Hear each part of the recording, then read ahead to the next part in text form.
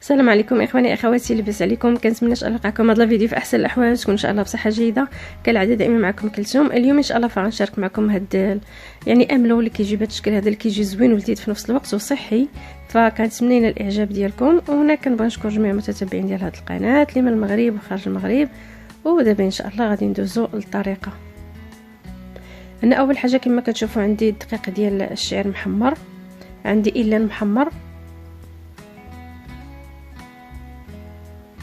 وعندي هنايا اللوز محمر. هنا بالنسبه للوز درت 150 غرام. هنا اول حاجه غادي نطحن داك إيلان مزيان حتى غادي تطحن.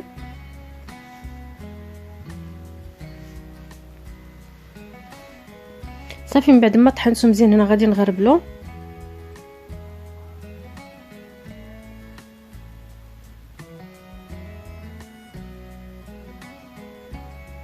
ومن بعد غادي نعاود نطحن هنا اللوز مزيان، يعني حتى غادي تعجن ليا، حتى غادي يولي هكا، حتى غيطلق لداك الزيت ديالو كما كتشوفوا. صافي من بعد انا غادي ناخذ واحد الاناء فاش غادي نخلط.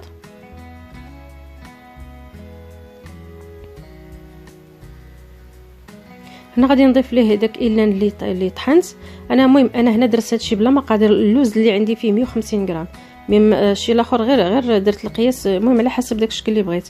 وهنا الدقيق ديال الشعير راه مغربل محمر ومغربل، يعني محيده منه ديك النخاله الرقيقه ديالو. صافي من بعد هنايا بما اننا عندي اللوز يعني ميدم، يعني مطحون مزيان، فهنا غادي نبدا نزيد الزيت غير شويه بشويه. ومن بعد غادي نضيف العسل. هنا بالنسبه للعسل فكتبقى اختياريه على حسب كل وجه كل واحد، يعني ممكن ديروا العسل ديال السكر اللي كتكون بالاعشاب، اولا ديروا العسل ديال الليمون، فهذه كيبقى اختياري كما قلت لكم على حسب كل واحد. صافي من بعد هنا تنخلطوا وكنخلطوا شويه بشويه، وحنا كنضيفوا شويه ديال الزيت. هنا بالنسبه للعسل درت غير واحد القياس عسل، بغيتو يجيني حلو بزاف. صافي هنا الزيت غنبقى نزيد شويه بشويه، وانا كنخلط نزيد شويه بشويه حتى كنحل هذا نحصل على القوام اللي بغيت.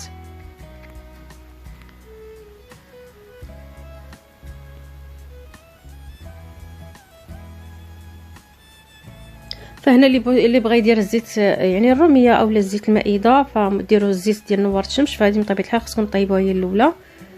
ومازال غنشارك معكم واحد الطريقه ديالها، يعني هكا كيفاش شنو غادي ديروا معها باش كتجيكم مزيانه.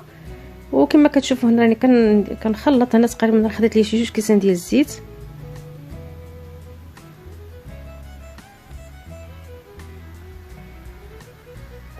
هنا الا بغيتو خفيف راه غتزيدوا الزيت عاوتاني يعني بكثر.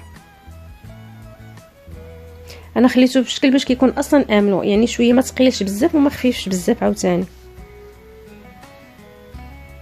يعني باش هكا الواحد كيحس يعني بداك المذاق ديالو مزيان.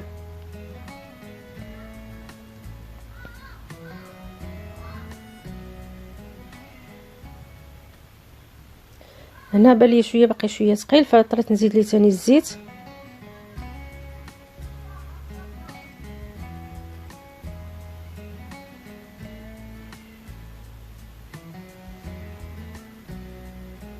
فانا ما سرعتش الفيديو باش هكا يبان لكم القوام ديالو باش تشوفوه. وبالنسبه لهذا راه كيجي مزيان هكا بالنسبه للفطور وصحي، يعني صحي 100% بحال هذا الشكل هذا. الا ما درتوش ليه العسل ديال السكر، الا كانت غتكون العسل ديال الليمون اولا العسل الحر.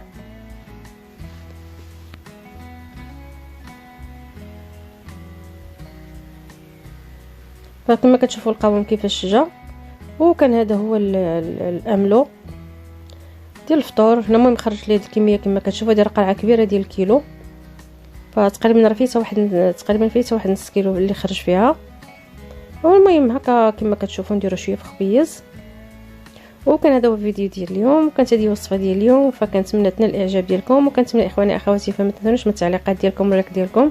واللي ما اشتركش في قناتي يشارك في القناه. وانا كنبغي نشكر جميع المتتبعين ديال هذه القناه، وحتى اللي دخلوا جداد فكنقول لهم مرحبا بكم، ومرحبا حتى بالناس يعني اللي كانوا مشاركين شحال هادي.